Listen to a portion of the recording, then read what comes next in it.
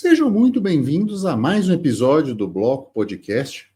Eu sou o Hugo Quinteiro, você me encontra no X por @Hugo_Quinteiro. No episódio de hoje vamos abrir um novo quadro. Vamos, para quem percebeu, a gente parou de falar notícia no final e vamos fazer um episódio dedicado só a notícias, o nosso quadro Bloco Podcast Notícias, onde a gente comenta uma série de notícias, né? Já deixando aqui o seu pedido, né? O nosso pedido para você ter alguma notícia, quer que a gente faça comentário, deixa a notícia nos comentários, a gente vai juntando, vai selecionando, e quando tiver um volume suficiente de notícias, a gente vai lendo elas e fazendo nossos comentários, tá bom? E comigo tem o Felipe, o investidor descentralizado. Tudo bem, Felipe? Tudo tranquilo.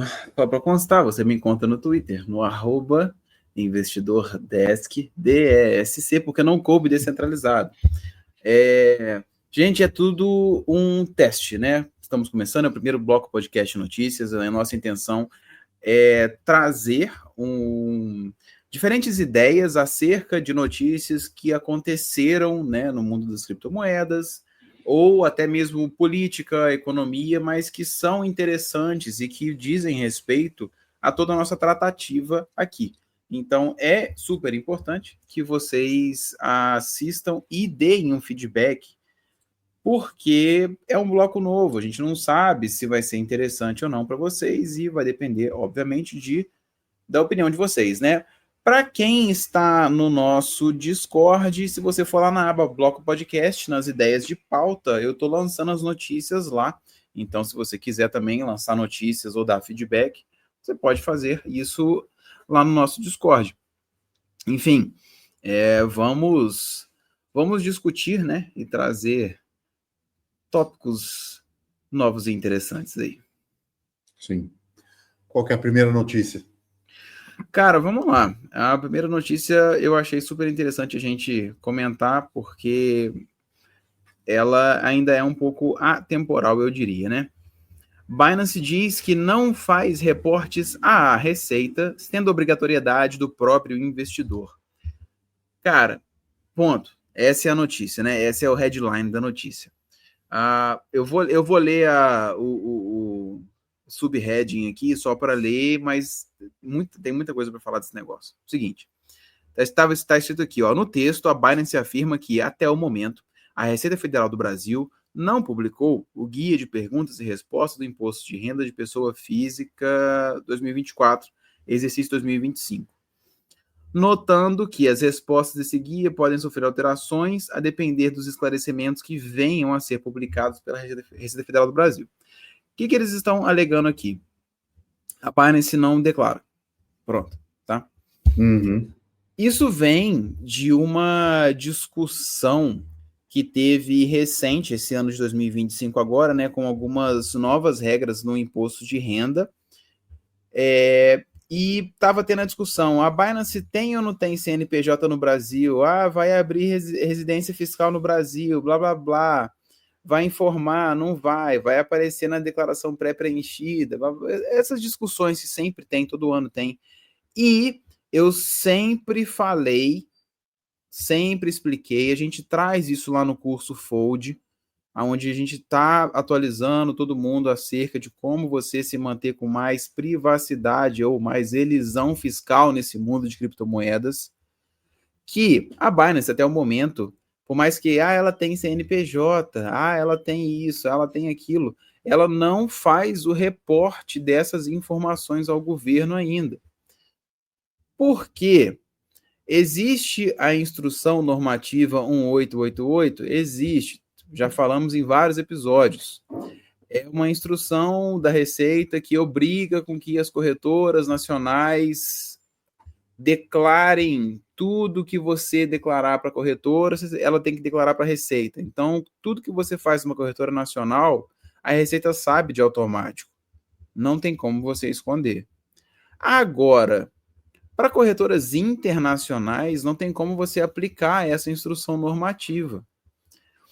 Eu arrisco dizer que Mesmo depois que a Binance, caso a Binance abra um CNPJ no Brasil, eles vão meio que tentar escapar disso daqui. Eu acho até que capaz deles não abrirem um CNPJ no Brasil, visto que CNPJ no Brasil vai começar a chover de negócio trabalhista neles e aqueles processaiados, tudo que existe e tal. Não é para amadores esse negócio, não. Uhum. Enfim, eles não reportarem é interessante para fins de privacidade? Com certeza, já ajuda bastante. Eles não reportarem é interessante para fins de elisão fiscal? Porra, sem dúvidas, é muito bom. Só usar a Binance para isso é o suficiente? É claro que não. É óbvio que não. A gente tem um curso inteiro mostrando, explicando isso, porque não é uma coisa simples de ser explicada. Por isso que está estruturado no formato de curso, né? Mas enfim. Só um pequeno detalhe nisso é o seguinte: está hoje, agora. Nada impede que amanhã a empresa mude a postura, abra no Brasil e repasse os últimos 5 anos. Tem esse detalhe também. Tá? Tem esse detalhe. Então, entenda em quão superficial é se apoiar numa situação dessa, tá? Então, tomem muito cuidado.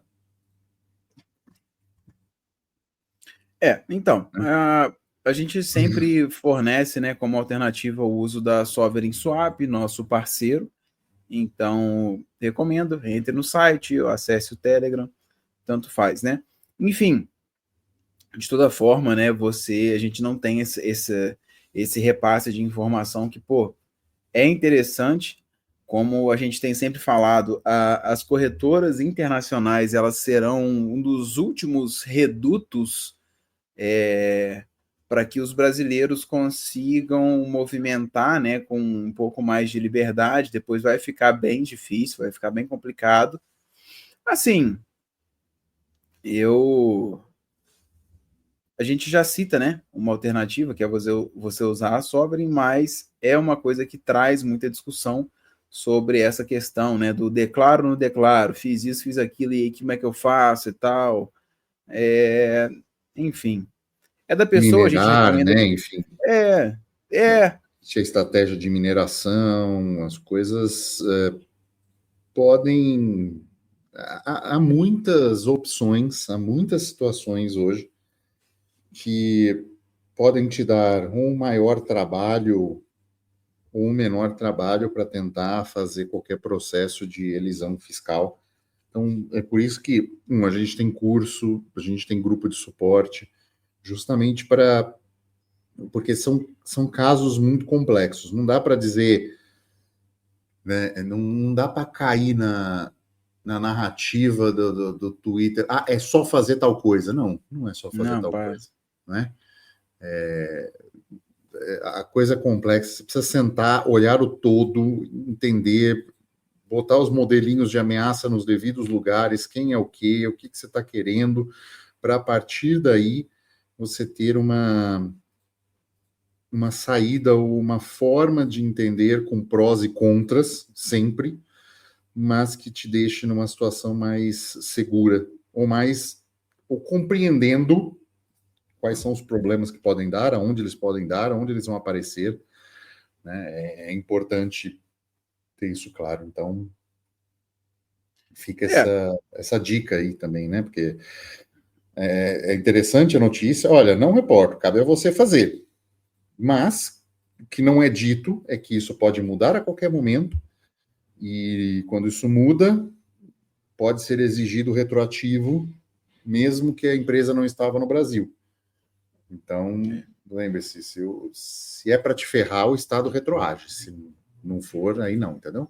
Se é para o seu benefício, não retroage, mas né, até o passado é incerto, né? Uhum. Enfim, a questão é essa, que, querendo ou não, é um tópico que é bem importante, porque tem essa preocupação, né? A gente fala, recomendo que você faça o certo, tá? Mas saiba que quem o Estado vai pegar é quem declarou.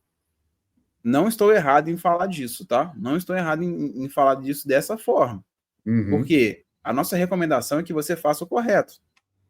Agora, é muito mais fácil o Estado pegar naquele cadastro de pessoas que declararam tantos bitcoins lá e ir atrás ou cobrar retroativo, ou se eventualmente mudar a realidade e passarem a cobrar o lucro, imposto sobre o lucro não realizado. Ou isso vazar e o sequestrador já chegar sabendo exatamente a tua quantidade, qual carteira que é, porque você declarou tudo isso. Né? Então, assim, entenda que o fazer a coisa certa também demanda você ter uma proteção. Né? Cara, porque com isso certeza. pode cair em... Né, o dado pode vazar, pode cair para outras pessoas com más intenções, e você tem que estar preparado para se proteger, sabendo que essa informação foi dada.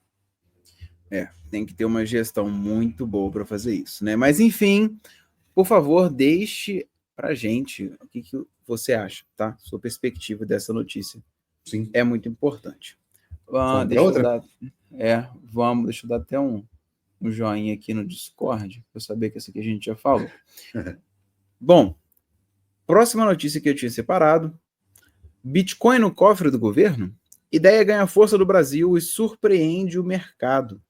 Chefe do gabinete do vice-presidente da República, tal, disse que em evento de Bitcoin, que o Bitcoin não pode mais ser ignorado como reserva de valor. Bom, essa é a notícia, né? A gente fala dela, ela é um pouco mais temporal, né? Porque ela surgiu nesse momento agora, mas ela tem discussões que são interessantes a gente trazer, porque a gente sempre fala disso, né? A grande fala, né? Assim, a grande ideia que eu tenho desse assunto e que eu sempre falo nos episódios é que nós temos mundo afora, cada vez mais nações, pessoas e alternativas sendo cogitadas ou falando de Bitcoin de alguma forma. Isso é muito interessante, porque isso não sugere adoção, isso não sugere que vai 150 mil esse ano, não. Isso apenas mostra que, sim, mais pessoas estão ouvindo falar, conhecendo ou tocando naquele assunto. Eu acho isso muito interessante. Isso é muito importante, que as pessoas pelo menos saibam que esse negócio existe e que ele tem certas capacidades. A gente também tem, né, alguns países do mundo, como por exemplo El Salvador, que já adotaram Bitcoin, e tem alguns países que possuem reservas públicas já, como os Estados Unidos, que apreende Bitcoin dos indivíduos e guarda como reserva. O Brasil, acho que queria fazer até o mesmo. A gente tem El Salvador, que compra, né, os próprios Bitcoins. A gente tem o Butão, né, o país. A gente tem a Rússia, a China. Se eu esqueci de algum, por favor, comenta abaixo. Mas, enfim, a grande questão é que a gente já tem alguns países que têm isso e foi, assim, levantada essa ideia no Brasil. Cara, na boa, não vai acontecer. Eu já postei isso no dia que saiu a notícia, eu postei isso no Twitter. Falei, gente, isso aqui não vai acontecer. Pelo menos não no Brasil, pelo menos não agora. Porque a ideia é muito boa? É um momento interessante, sem dúvidas. Só que a dificuldade que é para você fazer alguma coisa no Brasil era tão grande, mas era tão grande, que assim é muito pouco provável disso acontecer, a não ser que algum político lá bem alto queira. Mais ou menos assim. Essa que é a realidade. Assim, minha opinião. Eu acho que uma notícia dessa a gente tem que olhar com a ressalva necessária de entender que os estados podem comprar, eles trabalham numa preferência temporal diferente da nossa, especialmente estados mais ditatoriais, como você tem a Rússia e a China, né, onde os planos ali são de 30, 40, 50 anos. E essas notícias só tem que mostrar para a gente que talvez seja a hora de o indivíduo fazer, entendeu? Acho que uma vez um amigo meu me falou uma frase, é muito interessante. Tudo aquilo que você acha que o Estado deve fazer, ou está fazendo, tente trazer para o indivíduo. Então, assim, eu acho que os estados deveriam ajudar os atletas a competir, não sei o quê. Não, ajuda você. O Estado ter Bitcoin é algo que vai ser bom, mas tenha você, né? Ou faça você. Para quê? Para não ter essa dependência do Estado, ou entender que se o Estado está fazendo isso pensando numa situação de reserva de valor, talvez seja a hora de você considerar ter uma parte do teu patrimônio, talvez até mais relevante, em alocações que estão sendo demandadas pelo Estado. Bitcoin é uma delas. Outra que ninguém fala muito, ouro, né? O ouro está tendo aí máximas históricas com uma demanda por compra de bancos centrais estatais como nunca houve na história. Então, são coisas que você tem que estar de olho, que é noticiado, e muitas vezes essa notícia se perde.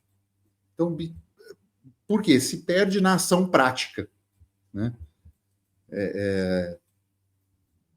Isso para compra de combustíveis, para uma série de coisas até mais sobrevivencialistas, mas outra importante disso é o que você faz com esse tipo de notícia.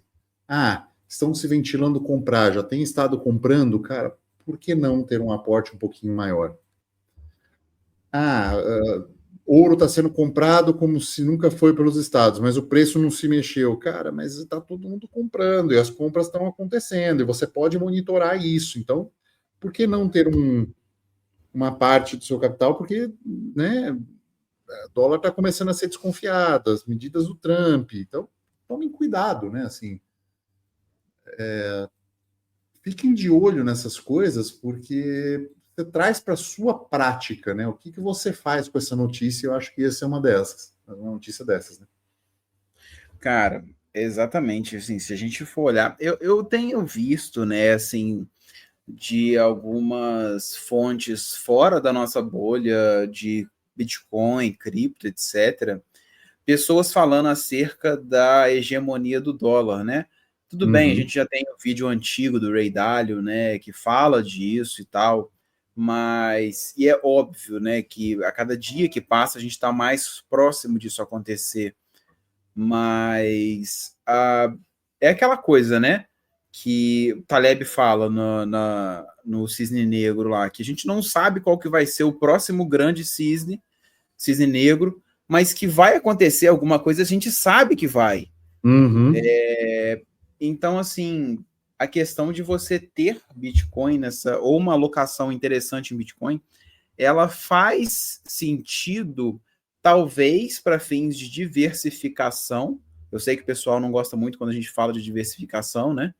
Mas talvez faça sentido, pelo menos para mim faz. Ou se você já está tão firme no propósito que você quer ter somente ou muito mais Bitcoin, eu ainda acho que faz mais sentido, porque tudo sugere que o dólar, no formato, né, como ele está sendo conduzido, ele não vai sustentar esse padrão, né, por mais tanto tempo, porque são diversos fatores que não só a inflação, né, e essa perda do poder de compra do dinheiro que vão acabar afetando. Se você for olhar, uma coisa que eu gosto muito de ver, né, para avaliar mundo afora, é aquele gráfico que mostra a subida de preços para a renda média.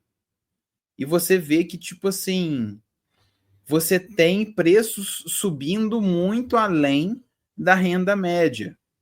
Ou seja, Às vezes a pessoa na mesma idade, no mesmo cargo, ela não vai ter acesso aos mesmos bens que uma pessoa na mesma idade, no mesmo cargo, com a mesma caminhada de vida, teria 20 anos atrás. Exato.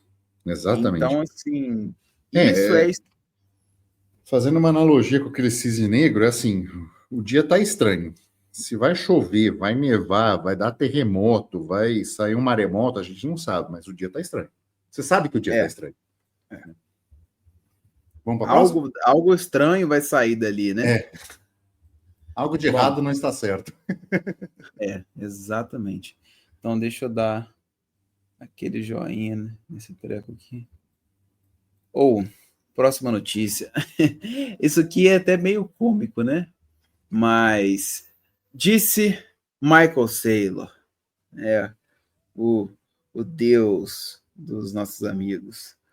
Ninguém quer comprar a moeda do Brasil. Todos vão comprar Bitcoin. Numa conversa, né, com a CoinDesk, o bilionário citou especificamente que ninguém iria comprar uma moeda criada pelo Brasil. O Michael Saylor, ele não acredita que algum país terá a capacidade, qualquer país que seja, terá a capacidade de criar, né, uma moeda que possa competir ou com o dólar ou com o Bitcoin. Essa foi a fala dele. A frase foi em relação a uma moeda do BRICS, né? Exatamente. Zoou, gostei. Não, maravilha. Concordo. E assim, na boa, isso aqui é interessante porque a gente falando de DREX, falando de CBDCs, né, de moedas de bancos centrais, a gente avalia mais ou menos isso, né? Pensa comigo, se o BRICS, por exemplo, cria uma moeda que você pode usar e investir nela, né, comprar e ter ela, porque você acha um bom investimento, talvez ela desvalorizaria, não teria tanta demanda, porque as pessoas não acreditam no poder que aquela moeda vai ter, ou nos países que estão por trás, na gestão daquela moeda, na manutenção do poder de compra, ou coisa do tipo. Só que quando você pega esse raciocínio e você extrapola esse mesmo raciocínio para todas as outras moedas que existem no mundo, você vê que o reflexo do preço de uma moeda nada mais é do que o quanto as pessoas confiam no gestor daquela moeda, o país que emite aquela moeda, o quanto que ela tem de histórico, de manutenção do poder de compra e coisas do tipo. Indiretamente, o quanto que ela é inflacionada e por aí vai. E aí você começa a entender o que, por que eu não usaria moeda do BRICS? Por que eu uso real? Você entende que você só usa real porque é de curso forçado. Porque você é compelido a usar e você acaba tendo que usar isso. E aí você vai expandindo esse ideal e você vai eventualmente chegar o quê? Nessa grande ideia de que, se a gente pode escolher a moeda que a gente vai ter, a gente pode começar a migrar para o Bitcoin, caso você concorde com essa ideia, ou pelo menos para o dólar, né? Você começa a migrar para lá porque você tem uma melhor crença na gestão. Como a gente estava falando agora há pouco, né? A crença na gestão do dólar ela está abalada, assim como eu diria de toda e qualquer moeda fiduciária mundo afora, que não é que as pessoas usam porque ela é boa, mas elas usam porque não tem uma outra alternativa melhor que elas conheçam. Então, eu vejo moeda fiduciária, sim, por parte do NPC, que não conhece nada fora do que o que é fiduciário. Então, a gente pega, né, esse raciocínio, vai extrapolando, vai crescendo. Eu acho que a gente chega nesse ponto, né, que é o que o Saylor fala. Cara, na boa, ninguém vai comprar moedinha de Brasil, ninguém vai ficar investido nisso. E se a gente tiver CBDC, a gente só vai usar porque você vai estar obrigado a usar. E porque você vai ouvir o seu influencer que fala que Bitcoin é só para guardar, né? Enfim. Uma provocação para essa afirmação do Saylor é se essa cesta de ativos que eles pensam em fazer a moeda do BRICS tivesse Bitcoin. Será que ele mudaria Será que ele mudaria o discurso dele, né? Porque, na verdade, o Saylor faz, ele é meio que um emissor de um papel, né? Ele tá brincando de banco centralzinho de ações, né? Ele é cantilionário. Ele fica brincando com essa emissão de ações, de diluição. Se você for ver, é o papel de um banco central, diluir a sua moeda, aumentar o share, no caso dele, para ter mais Bitcoin. No caso do Banco Central, é para ganhar via imposto com inflação, né? E poder deixar os ricos, os cantilionários, cada vez mais ricos. Mas não é muito diferente do que ele faz, né? Conceitualmente. Né? Se essa moeda do BRICS tiver lastro dentro dessas cestas, um lastro de Bitcoin, está muito próximo do que ele está fazendo. Então, fica uma provocação intelectual aí para o Saylor, que assim, acho interessante o que ele faz, mas acho que é uma demanda autolimitada, né?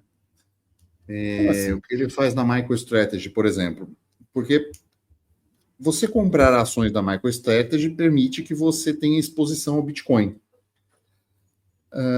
Muitas empresas hoje não podem comprar Bitcoin diretamente, muitas pessoas não podem comprar Bitcoin diretamente ou não querem e preferem essas exposições indiretas. Mas isso é autolimitado. No futuro as coisas vão mudar. Vai ter fundo de pensão que vai falar, não, agora a gente pode comprar Bitcoin, então eu vou comprar o ETF. Então, há uma certa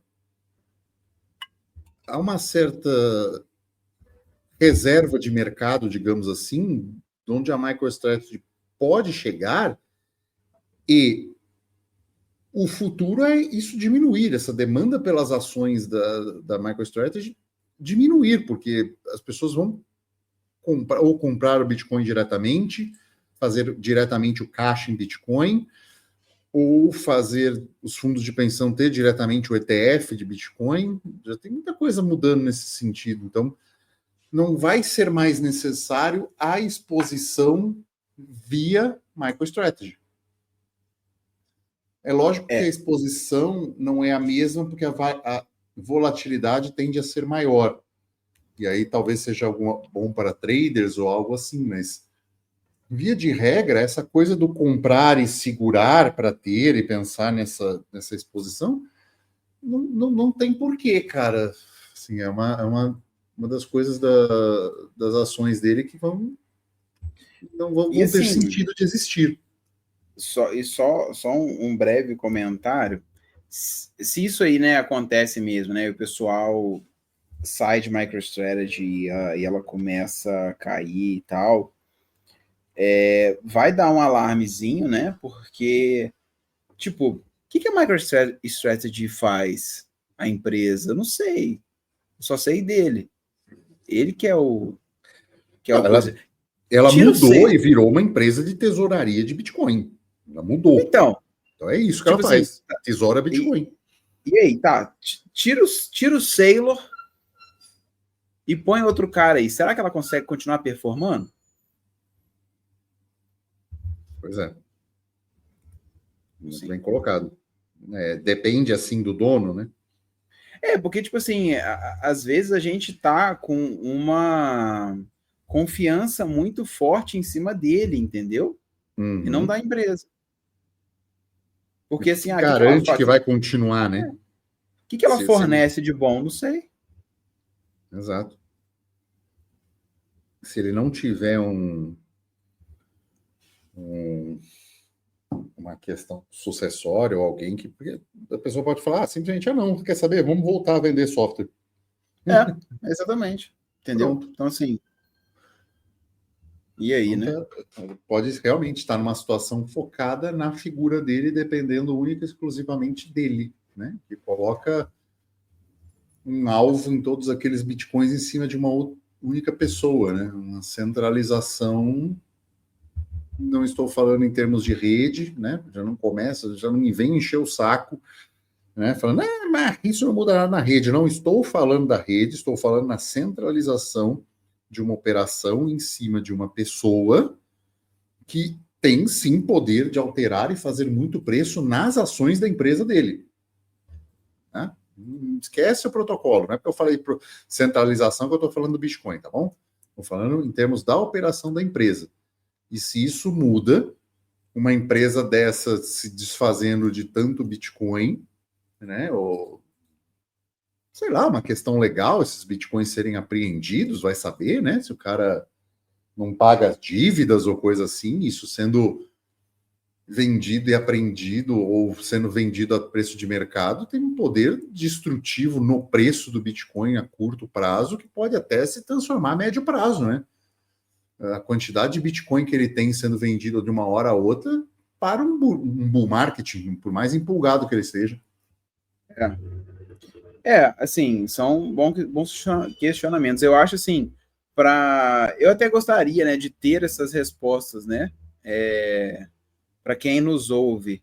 Se você tem ações MSTR, você continuaria comprando se o Saylor saísse? Tipo, muito bom ponto.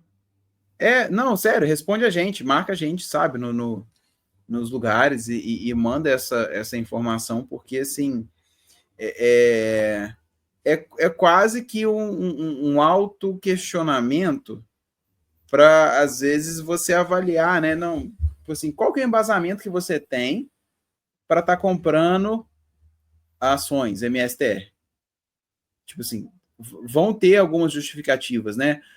Vai ter, por exemplo, o pessoal que é uma justificativa que eu já vi, que foi até o que você falou, né? Não, para diversificar, mas não ficar tão longe do Bitcoin. Beleza, até aceito. Mas assim, tá, mais o quê? Porque ninguém nunca falou assim, não, porque eu confio na empresa. Eu não vi isso ainda, sabe? Não, tipo assim, não, eu compro a minha STR porque o produto que eles vendem é top. Igual você compra Apple, por exemplo, Tesla. Você não vê isso. Você vê o quê? O cara compra a minha STR porque ele é fanboy. Mas assim, bom ponto, cara. Ninguém ia querer comprar a moeda do Brasil, a não ser se tivesse lastro em Bitcoin, que é a mesma coisa que ele faz com as ações da MicroStrategy. Que é por isso que as pessoas querem comprar esse papel. Exatamente. Vamos para a próxima? Fechou. Próxima sendo governo do Brasil, né? Proíbe que fundos de aposentadoria invistam em Bitcoin e outras criptomoedas.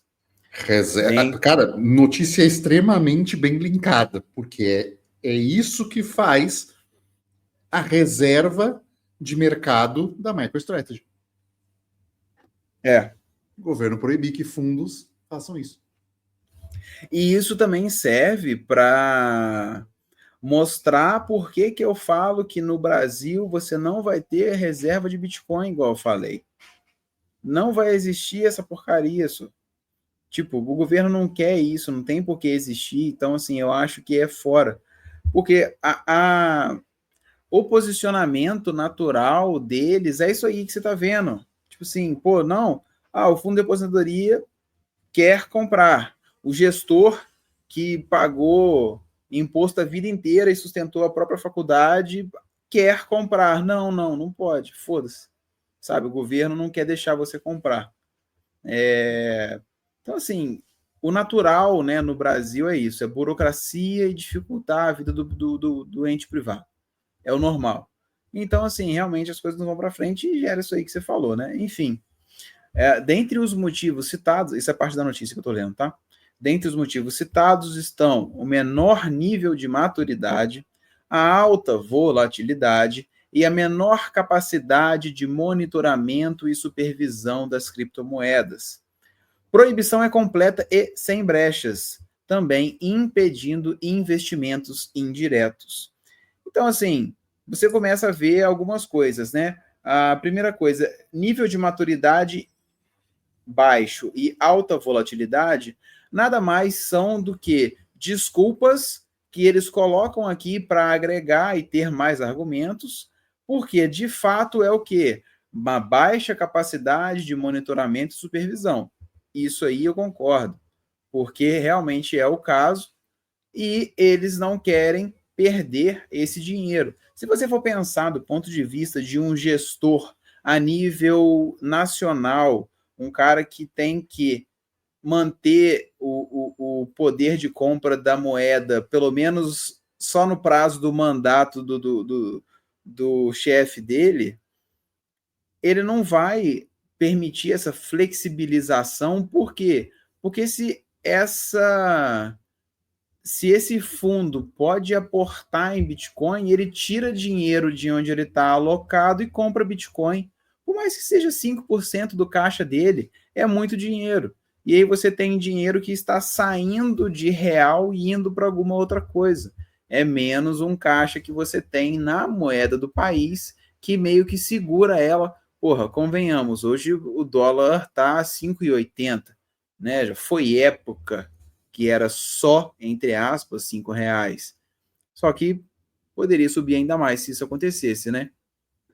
Lendo a matéria, eu fiquei com uma dúvida. O que, Ah, que é o indireto? Direto é a compra e custódia. Indireto seria sim. ETF? É, Aí, assim, mas exatamente. assim, ação empresa que tem caixa em Bitcoin, tudo bem, né? Aí já é Cara, duplamente eu indireto. acho, eu acho que isso ainda eu acho que isso aí poderia. Eu Isso aí também acho que poderia. sim. Porque você está Me comprando a parece. empresa e não o caixa da empresa, entendeu? Porque assim, me parece um método duplamente indireto e aí não fala nada nesse sentido. É, Eu fiquei com essa questão, mas assim, apesar de lei não ter bom senso, mas por bom senso me parece que direto é a compra e custódia. Não pode. Indireto seria via ETF, né? Porque o Brasil tem ETF, inclusive, né? tem ETF e tal, né? Só porque Mas aumentou a adoção absurdamente depois que ele saiu também, né? Não sei se você sabe, mas ETF aumenta a adoção. Não é? Não é assim? é, não, nem fala. Enfim. Cara, mas é complicado, né? Não estou falando mal especificamente desse governo, eu estou falando. A minha crítica, ela é mais em cima do fato de que você, como ente privado, precisa pedir bênçãos para fazer coisas que você quer. Então, Assim. assim, é muito complicado, né? Porque, Os que produzem precisam da autorização daquele que não produz. né, um produz ainda consome os impostos, etc. Enfim, a grande questão é que existe essa dificultação, né, por parte do governo, por isso que eu acho que, né, não vai ser tão interessante. E é volátil? Mas aí, cara, vai da gestão de risco de cada um, Sim. sabe? Se for assim, você não vai fazer mais nada e o governo que vai fazer tudo para você, né? Enfim, é Bom, uma é, palhaçadinha. cara, acho que é um mercado extremamente regulado, né? O brasileiro, o mercado de capitais brasileiro não é diferente do resto das coisas brasileiras, então é altamente regulamentado, parte do pressuposto que o investidor precisa sempre ser protegido do capitalismo malvadão e o Estado é o indutor desta proteção e dessa regulamentação toda, né? Isso só mostrando o quanto o Brasil é atrasado, né? E as ideias se tornam obsoletas e vão se aposentar no Brasil, né? Porque isso impede inovação, né? O mercado de capitais inerentemente é um mercado de risco, porque é um mercado a priori de empreendedorismo. Empreender significa risco, mas o governo entende que isso não é assim e só reforça o quanto é atrasado. E é o que eu falo: se você entende o absurdo disso e vê o quanto isso não concorda com você, é aquele questionamento, o que você está fazendo num país assim, né? Então é hora de você se programar, né? Você mudar de árvore e não querer que a árvore mude de lugar para você, né? Então é você procurar lugares, estar em lugares onde há maior liberdade. Então fica essa dica. E é isso para esse episódio, né? Fechou. Vamos chegando ao final de mais um episódio. Diga aqui no comentário se gostou desse formato. Se gostou, também deixa links aqui com notícias para a gente comentar. E aí a gente vai dando essa nossa opinião em cima das notícias, tá bom? E é isso. Ficamos por aqui e tchau.